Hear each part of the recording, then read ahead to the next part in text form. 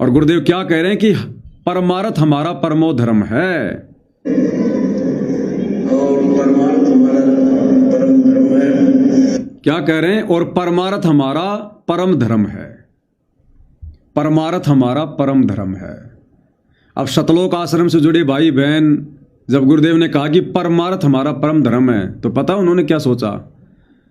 ये जो अन्नपूर्णा मुहिम चली हुई थी, इसमें हम लोग दान धर्म देकर लोगों के मकान बनवाकर परमार्थ कर रहे थे, हम लोगों को मोटर पाइप देकर परमार्थ कर रहे थे, हम किसी की लाइब्रेरी बनवाकर, किसी की धर्मशाला बनवाकर परमार्थ कर रहे थे। ये आश्रम वाले ये सोच रहे हैं कि गुरुदेव अन्नपूर्णा मुहिम को कह रहे हैं परमार्थ। नहीं, ये अन्नपूर्णा मुहिम तो पूज्य गुरुदेव भगवान के मिशन के, उनके भक्ति विधान के आसपास भी नहीं है। हालांकि आज अपने एक प्रवचन में पूज्य गुरुदेव भगवान ने इस बात का जिक्र किया है, और इन तमाम जो ये कार्य सतलोक आश्रम वाले गुरुदेव की गैर हाजिरी में ज्ञान से दूर होकर ये कर रहे थे अन्नपूर्णा मुहिम के माध्यम से, गुरुदेव ने इस अन्नपूर्णा मुहिम का समर्थन किया है आज। लेकिन ये समझना इतना आसान नहीं है, इसको समझना इतना आसान नहीं है। इसके ऊपर दास कल विशेष वीडियो बनाएगा, तब आपकी समझ में आएगा कि गुरुदेव भगवान क्यों अन्नपूर्णा मुहिम का समर्थन कर रहे हैं, जबकि अन्नपूर्णा जैसी घटिया मुहिम सतगुरु रामपाल जी की भक्ति मर्यादाओं के, उनके इस विधान के आसपास भी नहीं है। पहले इस बात को क्लियर करते हैं। गुरुदेव कहते हैं कि परमार्थ हमारा परम धर्म है। अगर यही परमार्थ, अगर आश्रम से जुड़े भाई बहन यदि ये परमार्थ अन्नपूर्णा मुहिम को कह रहे हैं, अन्नपूर्णा मुहिम को समझ रहे हैं, तो सबसे बड़ी गलती है इनकी। अगर इस प्रकार का परमार्थ ही परम धर्म होता तो ये परम धर्म सतगुरु रामपाल जी ने सन 1994 से 2014 तक क्यों नहीं किया? अगर ये परम धर्म था तो इस धर्म से 25 साल तक अपने भक्तों को दूर क्यों रखा, खुद दूर क्यों रहे? ये तो उसी समय शुरू कर देना चाहिए था। अगर 1994 में ही परमार्थ, अगर पूज्य गुरुदेव भगवान अगर ये परमार्थ करना शुरू कर देते, अपने भक्तों से करवाना शुरू कर देते। हरियाणा में तो 1994 से 2014 तक 5-6 बार बाढ़ आ गई, लोगों की फसलें बर्बाद हुई, पानी भरा था, गरीब तो उस समय भी थे, राशन पानी की समस्या तो उस समय भी थी, धर्मशाला लोगों ने उस समय भी बनवानी थी, लाइब्रेरियों की आवश्यकता उस समय भी थी, परशुराम की जयंती उस समय भी हुआ करती थी, कबीर जयंती उस समय भी होती थी, राजनीतिक रैलियां उस समय भी निकला करती थी। अगर यही परम धर्म होता तो सतगुरु रामपाल जी ने इस परम धर्म से अपने भक्तों को और खुद को 25 साल तक वंचित क्यों रखा? अगर 1994 से यह परम धर्म करना शुरू कर देते तो आज तो पूरा हरियाणा सतगुरु रामपाल जी की शरण में आ जाता, पूरा हरियाणा बच्चा बच्चा आज उनकी शरण में आ जाता। 1000 एकड़ में आश्रम खोलना पड़ता। सतगुरु रामपाल जी के आध्यात्मिक विधान अनुसार परम धर्म क्या है? परमात्मा कहते हैं आत्म प्राण उधार ही और धर्म नहीं कोई। आत्म प्राण उधार ही, किसी आत्मा को ज्ञान समझाकर, उस आत्मा को अपने सतगुरुदेव भगवान से उपदेश दिलवाकर यदि उसकी आत्मा का कल्याण करवा दिया जाए, इससे बड़ा परमार्थ, इससे बड़ा परम धर्म संसार में दूसरा नहीं है। आज आपने इन गौशालाओं में गायों के लिए चारा डाल दिया, ये वो परमार्थ नहीं है जो भक्ति मार्ग में होता है। सांसारिक दृष्टिकोण से वो भी परमार्थ है, लेकिन उसका तो आंशिक लाभ है, आंशिक लाभ नहीं के बराबर। ओस चाटना है, ओस चाटना। आज आपने गौशाला बनवाकर गायों के लिए चारा डलवा कर आपने परमार्थ कर दिया, आपने परम धर्म कर दिया। क्या मिला उस परम धर्म से? आज वो गाय है, कल को वो सूअर बनेगी, सूअर बनकर वो लेट्रिन खाएगी, अगले जन्म में वो आत्मा फिर सूअर से वो कुत्ता बनेगी और कुत्ता बनकर वो मांस खाएगी, वो गंदगी खाएगी। आपने क्या धर्म कर दिया? क्या परम धर्म कर दिया, क्या परमार्थ कर दिया आपने, उसकी तो और ज्यादा दुर्गति हो गई। ये परमार्थ नहीं है, ये परम धर्म नहीं है।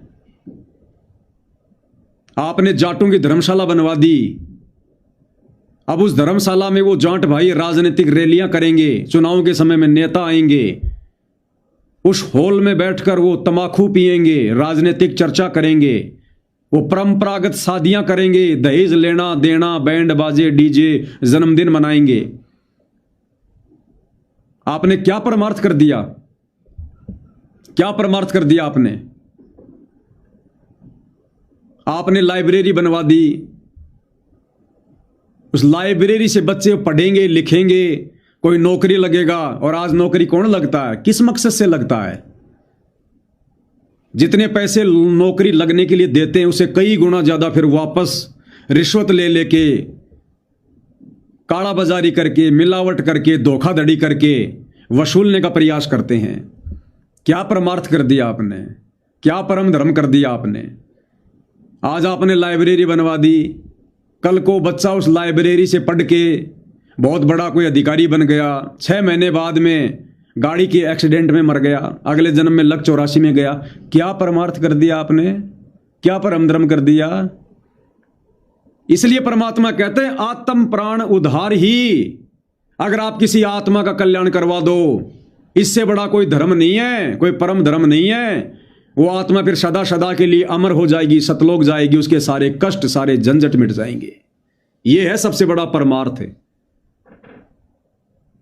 भाई और बहनों, पूज्य गुरुदेव भगवान के एक एक वचन में रहस्य हैं, एक एक वचन में परमात्मा कहां क्या संकेत करेंगे।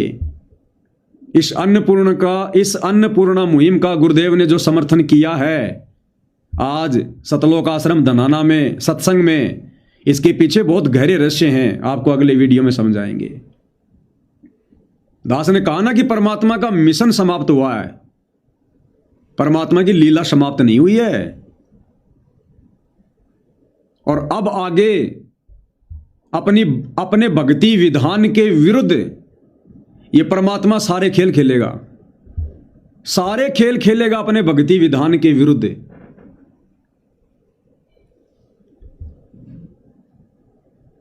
आज सतलोक आश्रम धनाना का वीडियो आया जिसमें कुछ गांव वाले ट्रैक्टर लेके आए सतगुरु रामपाल जी का सम्मान करने के लिए सतलोक आश्रम धनाना में, और सतगुरु रामपाल जी को पगड़ी पहनाई जा रही है, उनको हनुमान जी का वो गदा दिया जा रहा है, हनुमान जी का घोटा दिया जा रहा है संत रामपाल जी को। और संत रामपाल जी हर स्वीकार कर रहे हैं कि नो प्रॉब्लम, घोटा दो चाहे सोटा दो, नो प्रॉब्लम, ले आओ, तुम जो भी दोगे मैं सब कुछ लूंगा, कोई दिक्कत नहीं है।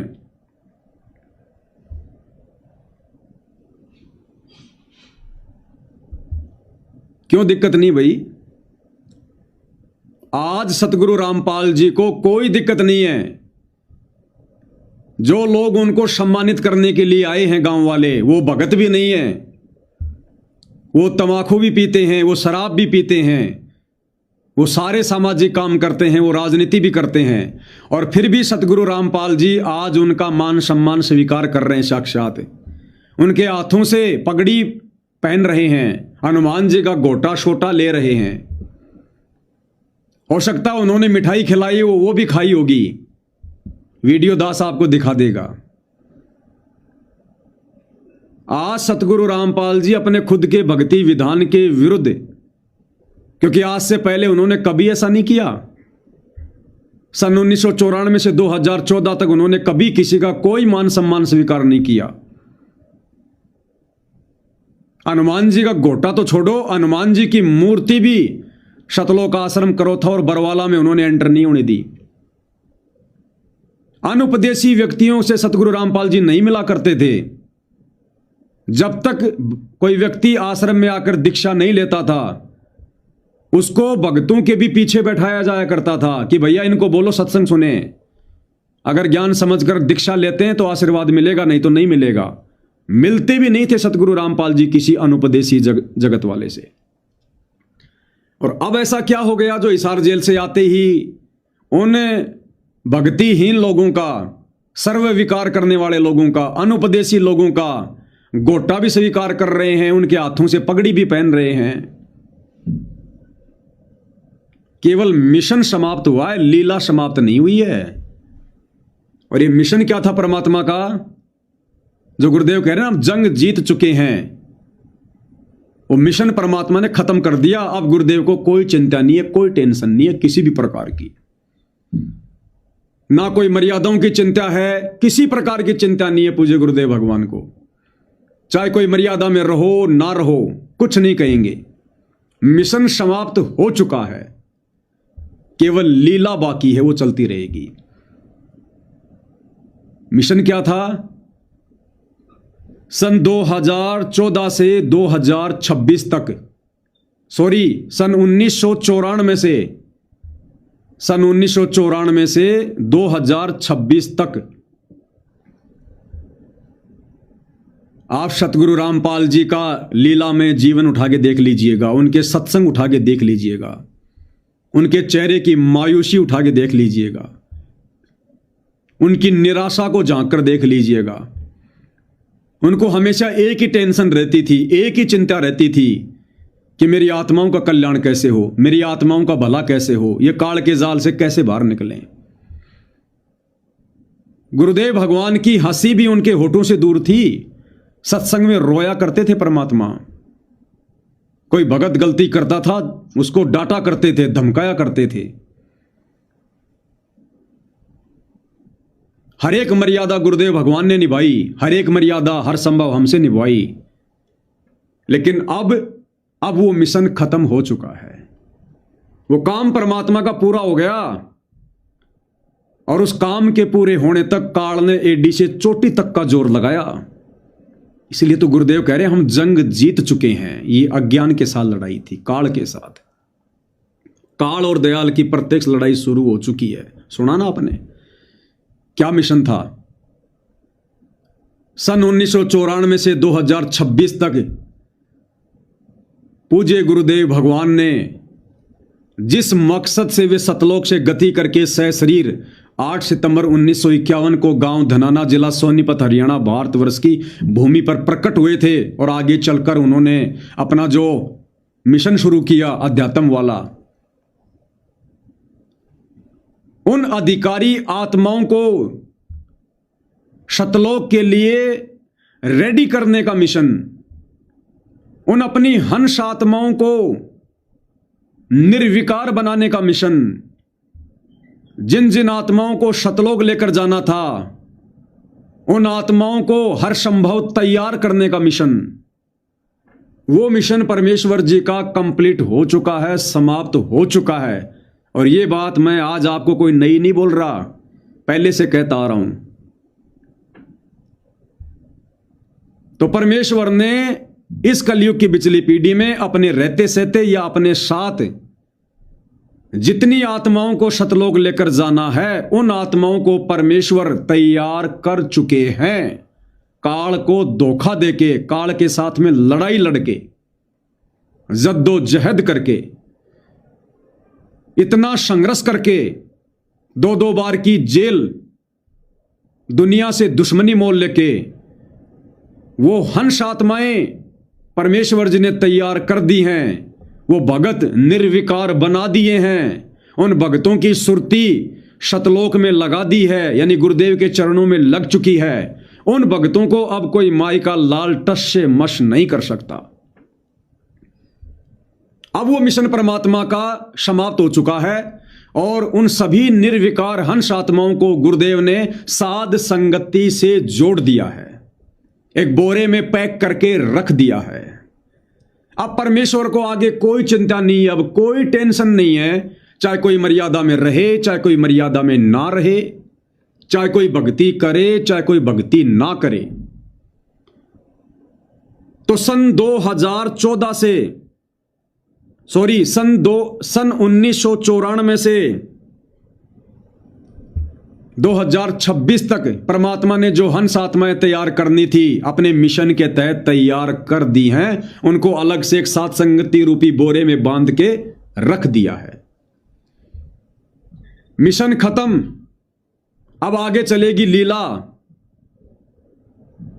अभी तक की जो लीला थी वो अपनी हंस आत्माओं के लिए थी, आत्माओं को सतलोक के लिए अधिकारी बनाने के लिए थी, आत्माओं की छटनी करने के लिए थी।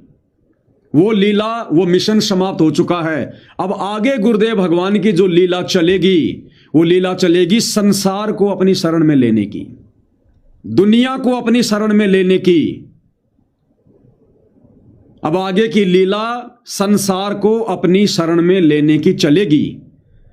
और गुरुदेव भगवान को पता है कि अब आगे इस संसार में, इस जगत में, इस धरती पर ना ही तो कोई सतलोक के लिए अधिकारी आत्मा बची है और ना ही सतलोक के लिए कोई श्रेष्ठ आत्मा बची है। अब परमेश्वर ने केवल अपने बाकी उन बच्चों को शरण में लेकर उनके ऊपर वो कलम चढ़ानी है। केवल परमात्मा कलम चढ़ाएगा आगे। अब संसार को शरण में लेने के लिए परमात्मा उन संसार वालों के बीच में संसारी बनकर रहेंगे। गांव वाले पगड़ी पहनाने आ रहे हैं, कोई दिक्कत नहीं जी, पहना दो, तुम इस बहाने आ जाओ, सत्संग सुन लो, शरण में आ जाओ। गांव वाले गुरुदेव भगवान से हाथ जोड़ के कुछ डिमांड करने आ रहे हैं, हे महाराज जी हमारे गांव में ये बनवा दो, हे महाराज जी हमारे गांव में एक मोटर लगवा दो, ट्यूबवेल लगवा दो। गुरुजी कहेंगे आजा भाई, कोई दिक्कत नहीं है, बनवा देंगे, तू दीक्षा ले ले, भक्ति कर। अब वो परमात्मा संसार को शरण में लेने के लिए संसारी बनकर लीला करेगा। अब उस परमेश्वर ने कोई आवश्यकता नहीं है मर्यादा निभाने की, अपने आप को भगत के रूप में पेश करने की। अब परमेश्वर को कोई चिंता नहीं है, अब परमात्मा टेंशन मुक्त है। काल के हिसाब से परमात्मा चिंता मुक्त हो चुके हैं। जितनी आत्माओं को परमात्मा ने सतलोक लेकर जाना था, उन आत्माओं को परमात्मा तैयार करके और बोरे में पैक कर चुके हैं। अब आगे जो आत्माएं संसार में हैं वो सतलोक के लिए अधिकारी नहीं हैं। अब उन पे केवल कलम चढ़ेगी और वो लोग सतगुरु रामपाल जी से नाम उपदेश लेकर जैसी भी भक्ति करना चाहेंगे, मर्यादा में रहकर या ना रहकर, टूटी फूटी राजनीति भी करेंगे और वो लोग भक्ति भी करेंगे। क्या कहा गुरुदेव ने कि आने वाले समय में राजनीति भी वही करेगा, भक्ति भी वही करेगा जो भगत होगा। अब जिन हंस आत्माओं को परमात्मा बोरे में पैक कर चुके हैं, सत्सेवकों को, उनसे परमात्मा ना तो राजनीति करवाएगा, ना परमेश्वर उन आत्माओं को बर्बाद होने देगा।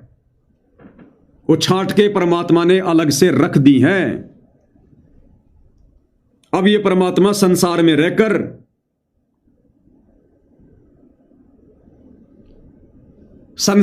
रहकर संसारी लोगों को अपने शरण में लेने की लीला करेगा। क्योंकि अब संसार में ना तो ज्ञान आधारी आत्माएं बची हैं जो ज्ञान को आधार बनाकर भक्ति मार्ग को अपना लें, और ना सतलोक के लिए अधिकारी आत्माएं बची हैं जो मर्यादा में रहकर भक्ति कर लें। अब गुरुदेव भगवान को चाहे कोई पगड़ी पहनाओ, चाहे कोई गुरुदेव भगवान को हनुमान जी का गोटा दो, चाहे छोटा दो, कोई कुछ भी करो, अब गुरुदेव भगवान को नो ऑब्जेक्शन, नो ऑब्जेक्शन। ये बहुत बड़ा खेल है गुरुदेव भगवान का। अन्यथा गुरुदेव भगवान के परिवार ने अन्नपूर्णा मुहिम के तहत जो भक्ति विरुद्ध कार्य किए हैं, इनमें से एक भी कार्य मुझे सतगुरु रामपाल जी की संगत का कोई भी एक व्यक्ति बता दे, 1 लाख रुपए का नगद इनाम दूंगा। जो कार्य सतगुरु रामपाल जी ने सन 1994 से 2026 तक किए हों, ये 2014 से 2026 का हम इसलिए बोल रहे हैं क्योंकि उस समय गुरुदेव जेल में थे, इसलिए हम नहीं कह सकते कि वो गुरु ने आदेश दिया होगा। भले गुरु जी से आदेश लिया इन आश्रम वालों ने, लेकिन ज्ञान आधार से वो परीक्षा का समय था, हम अपने गुरुदेव की तरफ से स्वीकृति नहीं कह सकते उसको। लेकिन अब आगे गुरु जी हर प्रकार के मिशन को स्वीकृति देंगे। चले जाना कोई भी आश्रम में, कोई भी डिमांड लेके चले जाना, किसी का भी मकान बनवाना हो, आप अपने गुरुजी के पास में प्रार्थना भेजो कि गुरुजी हमारे गांव में एक व्यक्ति उसके पास मकान नहीं है, गुरुजी भक्तों को भेज देंगे मजदूरी करने के लिए, बेगार करने के लिए। अब क्या लीला चलेगी पता आगे की? अब वो लीला चलेगी जो भगत समझ नहीं पा रहे थे। जिस कथा को परमात्मा सन 2026 से पहले सतगुरु रामपाल जी के सत्संगों से जोड़ रहे थे, उनके मार्ग से जोड़ रहे थे, अब परमात्मा वो सांसारिक लीला खेलेगा जो सांसारिक लीला गोपीचंद भर्तरी के साथ में और गोरखनाथ ने खेली थी। अब परमात्मा बेगारी करवाएगा, अब परमात्मा डले डुआएगा। इन सतलोक आश्रमों से जुड़ी संगत से केवल अब परमात्मा बेगारी करवाएगा, क्योंकि अब ये भक्ति के लिए अधिकारी नहीं है। ये सात संगति रूपी बोरे में सेट नहीं हो पाए। ये सतलोक के लिए अधिकारी आत्मा नहीं है, ये ज्ञान आधारी आत्मा नहीं है। अब परमात्मा इनकी हर इच्छा पूरी करेगा, इनके दान धर्म के बदले करेगा। अब परमात्मा संगत से खूब दान लेगा कि बच्चों दान करो, बढ़ चढ़ के, हमने परमार्थ करना है। क्योंकि ये आत्मा सतलोक जा नहीं पाएंगी, इन आत्माओं को बारंबार मनुष्य जन्म मिलेंगे और वर्तमान में किए गए दान धर्म के प्रतिफल में परमात्मा जब इनको मनुष्य जन्म देगा तब इनको खूब धन देगा। ये सैकड़ों मनुष्य जन्म प्राप्त करेंगे अब ये। तो अब परमात्मा ने कोई टेंशन नहीं है। जिस प्रकार बच्चा जब तक एग्जाम नहीं दे देता है, साल भर तक बच्चा पढ़ाई करता है, कितना टेंशन में रहता है, और जब उसकी परीक्षा आती है उस समय कितना टेंशन में रहता है, और जैसे ही परीक्षा खत्म हो जाती है, जब लास्ट का वो पेपर होता है, उसके बाद उस बच्चे के चेहरे पे वो खुशी देखो आप। वो परीक्षा खत्म होने के बाद में उसको रोकने टोकने वाला कोई नहीं है, ना उसको कोई ड्रेस के लिए कहेगा, ना कोई डिसिप्लिन के लिए कहेगा। उसके बाद वो चिंता मुक्त हो जाता है, टेंशन फ्री हो जाता है वो। इसी प्रकार सतगुरु रामपाल जी ने सन 1994 से लेकर 2026 तक 10 अप्रैल 2026 शाम के 5 बजे वो अंतिम दिन था उनके मिशन का। जितनी आत्माएं उन्होंने तैयार करनी थी सतलोक ले जाने के लिए, वो परमात्मा जी ने सात संगति से जोड़ दी। अब आगे परमात्मा को कोई चिंता नहीं है, परमात्मा को कोई टेंशन नहीं है, चाहे कोई भक्ति करे ना करे, कोई मर्यादा में रहे ना रहे। आप देख नहीं रहे, आप देख नहीं रहे क्या गुरुदेव भगवान किस प्रकार से संगत के बीच में बैठकर हिसार जेल से आते ही हंस हंस के बातें कर रहे हैं, हंस हंस के। आपको कुछ ये अजीब सा नहीं लग रहा? हिसार जेल से आते ही परमात्मा संगत के बीच में हंस हंस के बातें कर रहे हैं, ठाके लगा रहे हैं।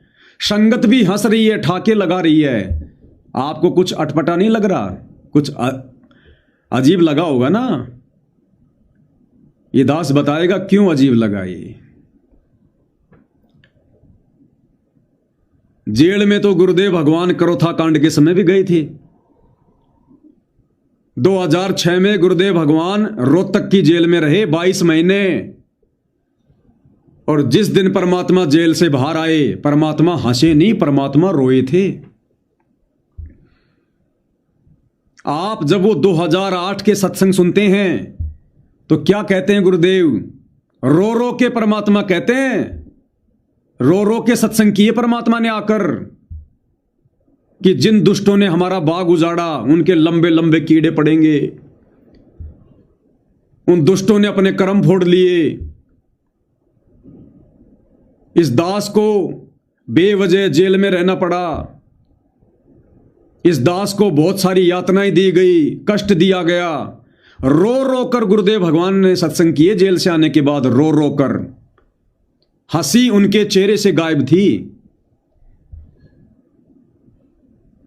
और आज हिसार जेल से बाहर आकर क्या गुरुदेव ने कहा कि मुझे यातनाएं दी गई, मुझे कष्ट दिया गया? क्या परमात्मा रोए? परमात्मा तो हंस रहे आते ही। कारण वही है, सन 1994 से 2026 तक सतगुरु रामपाल जी भगवान ने एक मर्यादित भगत की भूमिका निभानी थी, एक सच्चे सतगुरु की भूमिका निभानी थी। परमेश्वर ने अपने मार्ग में कोई भी भक्ति विरुद्ध कार्य नहीं होने देना था। इन सतलोक आश्रमों में जो सरेआम जो रक्तदान दे दान हो रहा है, ये सतलोक आश्रम वाले उस समय भी मनमानियां किया करते थे। जब गुरुदेव भगवान ने चंडीगढ़ रोड पर सतलोक आश्रम बरवाड़ा खोला 2010 में, इन सतलोक आश्रम वालों ने वहां भी बकवाद करनी चाहिए थी रक्तदान की, लेकिन गुरुदेव भगवान ने मना कर दिया था, इस आश्रम में रक्तदान नहीं होगा, अगर तुमने करना है तो छोटे वाले आश्रम में चले जाओ। इस दास को भली बाती पता है, इस दास की आंखों के सामने वहां पर रक्तदान होता था छोटे आश्रम में। उस बड़े आश्रम में गुरुदेव भगवान रक्तदान की दे दान की अनुमति नहीं दिया करते थे। ना कभी गुरुदेव ने अपने सत्संगों में कभी जिक्र किया, अरे रक्तदान तो महादान कह रहे हो तुम आश्रम वालों। जब आज तुम्हारे गुरु का आदेश हो सकता है रक्तदान करने का तुम लोगों के अनुसार, इन सतलोक आश्रमों में तुमने जम के रक्तदान किया, तो पहले भी तो हो सकता था। अगर रक्तदान महादान होता तो पहले भी तो लोगों को रक्त की आवश्यकता थी, सैनिकों को पहले भी तो रक्त की आवश्यकता थी। एक छोटा सा रक्तदान का कैंप भी सतगुरु रामपाल जी ने कभी अपने आश्रम में नहीं लगने दिया। वो इतनी प्रकार की मर्यादाएं क्यों निभाई? परमात्मा इतने चिंतित क्यों रहे, इतने सजग क्यों रहे? आप और हमें मर्यादाओं में इस कदर बांध के क्यों रखा? किसी को एक मोटर तक नहीं दी गुरुदेव ने, किसी का एक मकान तक नहीं बनाया, किसी व्यक्ति को राशन तक नहीं दिया। यही कहा अगर घर पे आता तो खाना खिला दो, किसी को जा जाके खाना भी नहीं खिलाना, राशन बांटना बहुत दूर की बात है। हमें इस प्रकार से मर्यादाओं में बांध कर क्यों रखा? क्योंकि परमात्मा ने सतलोक के लिए आत्माएं तैयार करनी थी। पहले जिस कार्य के लिए परमात्मा आया था और काल ने कहा था कि जितना मर्जी जोर लगा लेना, एक को भी नहीं जाने दूंगा, तो परमेश्वर ने सन 1994 से 2026 तक एक भी भक्ति विरुद्ध कार्य ना खुद किया, ना अपने भक्तों से करवाया और ना किसी को आज्ञा दी। और परमेश्वर ने अपनी हंस आत्माओं को काल से आंख मिचोली खेलते हुए और एक बोरे में पैक कर दिया 10 अप्रैल 2026 तक। साध संगति। अब परमेश्वर को कोई चिंता नहीं है। अभी सार जेल से आते ही गुरुजी ठाके लगा रहे हैं, हंस हंस के बातें कर रहे हैं, संगत भी हंस हंस के बातें कर रही है, क्योंकि अब गुरुजी का भार उतर गया। वो कहते ना, बड़वा बड़वा सब कोई कहे, कोई न जाने खोज, दास गरीब कबीर करम, यो बाटे सिर का बोझ। ये 11 साल से हिसार जेल में बैठकर सतगुरु रामपाल जी ने अपने नकली भक्तों का बोझ अपने सिर से उतारा है। अब इस परमेश्वर को कोई टेंशन नहीं है, कोई चिंता नहीं है किसी प्रकार की, क्योंकि जितना माल उनको सतलोक में लेकर जाना था वो उन्होंने रिजर्व रख दिया, सेफ रख दिया, उन्होंने एक तरफ पैक कर दिया, उसको कोई छेड़ भी नहीं सकता। अब परमेश्वर को आगे किसी की चिंता नहीं, आगे केवल कलम चढ़ेगी, कलम, केवल भक्ति का बीज पड़ेगा। अब आगे जो आत्माएं संसार में बची हैं वो ज्ञानाधारी नहीं है, वो सतलोक के लिए अधिकारी नहीं है। अब परमात्मा उस संसार को शरण में लेने के लिए संसारी लोगों के बीच में संसारी बनकर रहेगा। जैसा संसार चाहेगा परमात्मा वैसा ही करेंगे कि भैया तुम आ जाओ बस। जैसे कलयुग की बिचली पीढ़ी से पहले सतयुग में, त्रेता में, द्वापर में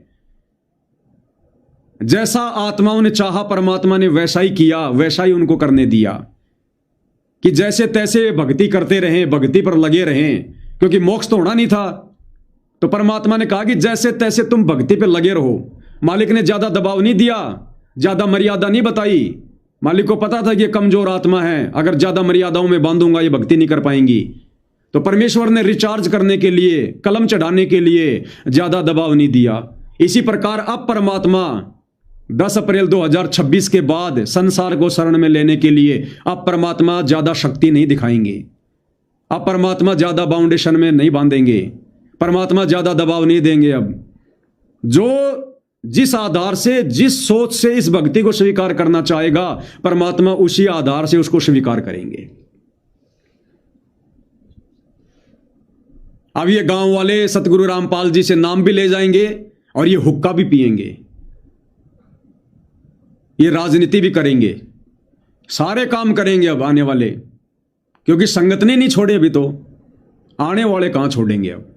इसलिए अब परमात्मा को कोई चिंता नहीं है, अब परमेश्वर जी ने संसार को शरण में लेना है। एक उदाहरण काफी है किसान का। किसान 6 महीने लगातार मेहनत करता है गेहूं की फसल के लिए, 6 महीने लगातार। और गेहूं की फसल को तैयार करने के लिए किसान अगर रिश्तेदारी में भी ना जाना पड़े तो नहीं जाएगा। भयंकर सर्दी में पानी देना पड़ेगा, देगा। उस फसल को सुरक्षित रखने के लिए हर प्रकार से बाउंड्री करेगा, तार लगाएगा, बाड़ करेगा, उसकी रखवाली करेगा। जरा सा कुछ अगर कीड़ा वीड़ा लगता दिखाई दिया, उसके अंदर दवाई छिड़केगा, समय पर पानी देगा, देखभाल करेगा। उस फसल को तैयार करने के लिए आज अगर पानी देने का समय है और कोई कहे कि चल भाई आज वहां चलते, मेरी रिश्तेदारी में 2 दिन बाद आएंगे, वो हाथ जोड़ लेगा, नहीं भाई मेरी फसल में पानी का टाइम है। उसको पता है अगर ये मेरी फसल तैयार नहीं हुई तो मैं खाऊंगा क्या। वो घूमना फिरना भी भूल जाता है। वो गेहूं की फसल तैयार करने के लिए। इसी प्रकार सतगुरु रामपाल जी ने उस किसान की तरह सन 1994 से 2026 तक ये भूमिका निभाई। हर प्रकार से मर्यादा, बाउंडेशन, कोई भक्ति विरुद्ध कार्य नहीं, कहीं आना नहीं, कहीं जाना नहीं, केवल भक्तों का आत्म कल्याण, भगत रूपी फसल तैयार करने के लिए। और भाई और बहनों, जैसे उस किसान की वो फसल तैयार होती है, वो कणक निकालता है, उसके बाद वो क्या करेगा, ध्यान रखना, अगली फसल के लिए बीज छांट कर रख लेगा। बढ़िया बढ़िया दाने छालने में छान छान के, अच्छे मोटे मोटे गेहूं के दाने, जितना उसने बीजना है अगली बार नई फसल के लिए 50 किलो या 1 क्विंटल, वो बीज अगर उसके खेत में 10 बोरी गेहूं हुई है, उसमें से 50 किलो गेहूं छांट छांट के बढ़िया अच्छी क्वालिटी का और एक बोरे में पैक कर देगा, एक बोरे में, और उसको घर पर सुरक्षित रख देगा। सुरक्षित उसको कहते हैं बीज, साध संगति, सत्सेवक। और बाकी जो 9 क्विंटल है, उस 9 क्विंटल में से वो खुद भी खाएगा, अगर बेचना पड़ गया तो बेच भी देगा, अगर किसी को उधार देना पड़ गया तो उधार भी दे देगा उस बाकी 9 क्विंटल में से। तो सन 1994 से 2026 तक सतगुरु रामपाल जी ने फसल तैयार की। और जो बीज था जिसे सतलोक लेकर जाना है, उसको परमात्मा ने सात संगति से जोड़कर बोरे में पैक कर दिया बीज रूप में। और बाकी जो संगत है वो है 9 क्विंटल कणक। अब उससे परमात्मा सारे काम लेगा। 9 क्विंटल अनाज से वो किसान खुद भी खाएगा, भैंसों को भी खिलाएगा, किसी को उधार भी दे देगा, रिश्तेदारों को भी दे देगा, और बेचना पड़ा तो बेच भी देगा। अब परमात्मा संसार को अपनी शरण में लेने के लिए इस परीक्षा में जो भाई बहन हमारे फेल हो चुके हैं आश्रम वाले, अब उनसे परमात्मा सारे काम लेगा। दुनिया के मकान भी बनवाएगा, दुनिया के घर में राशन भी डलवाएगा, अन्नपूर्णा मुहिम भी चलवाएगा, सारे काम करवाएगा परमात्मा इनसे, क्योंकि वो एक्स्ट्रा कणक है। और वो बीज, वो बाकी फसल, बाकी गेहूं जिसमें से किसान खुद भी खाएगा, भैंसों को भी खिलाएगा, जगत वाला कोई उधार लेगा उसको भी दे देगा, बेचना पड़ गया मंडी में बेच भी देगा। लेकिन वो बीज जो उसने सुरक्षित रख दिया, उस बीज में से ना तो किसान खाएगा, ध्यान रख लेना, उस बीज को किसान हाथ भी नहीं लगाता। उस बीज में से ना वो गेहूं निकाल कर खाएगा, अगर कोई उधार मांगेगा उस बीज में से उधार नहीं देगा, और अगर बेचना पड़ गया तो बीज को नहीं बेचेगा, क्योंकि वो अगली फसल के लिए है। तो ये सत्सेवक भाई बहन, इनसे परमात्मा ना तो राजनीति करवाएगा, ना अन्नपूर्णा मुहिम के तहत बेगार करवाएगा, ना परमात्मा इसको आम संसार में फंसने देगा, ना परमात्मा इनको बिगड़ने देगा, और ना परमात्मा इनको बेचेगा किसी के हाथ में। इनको तो जब ये परमात्मा जाएगा तब अपने साथ सतलोक में लेके जाएगा। भाई और बहनों, हालांकि परमात्मा का मिशन समाप्त हो चुका है, और मिशन के बाद में दास की कोई विशेष जिम्मेदारी नहीं बनती है कि इन सारी बातों के ऊपर मैं प्रकाश डालूं, गुरुदेव भगवान के एक एक शब्द को मैं खोल के बताऊं। लेकिन अभी परमेश्वर ने आप और हमें अपने से दूर किया हुआ है, अभी बहुत सारे भाई बहन परमेश्वर की आगे की लीला को, खेल को समझ नहीं पा रहे हैं। तो परमेश्वर दयालु है कि कहीं उन छांट के रखी हुई आत्माओं में से कोई आत्मा डगमग ना हो जाए, जल्दबाजी में कोई फैसला ना ले ले। इसलिए इस दास को परमात्मा ने थोड़ी बहुत सेवा और दी है, ताकि मैं गुरुदेव भगवान के प्रवचनों पर थोड़ा विस्तार से आप भाई बहनों को सात संगति के माध्यम से, सतगुरु महिमा के माध्यम से समझा सकूं। वरना मिशन समाप्त हो चुका है भाई और बहनों। अब इस पवन दास की कोई विशेष जिम्मेदारी बनती नहीं अब। तो इसलिए भाई और बहनों, अब मन में शंका नहीं करनी है, क्योंकि ये काल अभी भी हमारा पीछा नहीं छोड़ेगा। अब एक बार और अपना दाव खेलेगा, जाल फैलाएगा लास्ट, कि देखो रे पवन दास तो कहता था कि गुरुजी अन्नपूर्णा मुहिम का समर्थन नहीं करते। हाँ भैया, मैंने कहा था, लेकिन ये कहा था कि जब तक जेल में है, जेल से हमारे गुरुजी का कोई आदेश नहीं है और हम मान भी नहीं सकते। भले मैनेजमेंट ने आदेश लिया है, लेकिन हमारे गुरुजी के विधान अनुसार उनका आदेश नहीं है। ये पवन दास तो कहता था कि तुम्हारे गुरुजी सम्मान स्वीकार नहीं करते। गुरुजी हमारे, ये देखो गुरुजी गांव वालों से पगड़ी पहन रहे हैं। अरे वो तो फोटो की बात थी, गुरुजी साक्षात गांव वालों का सम्मान ले रहे हैं।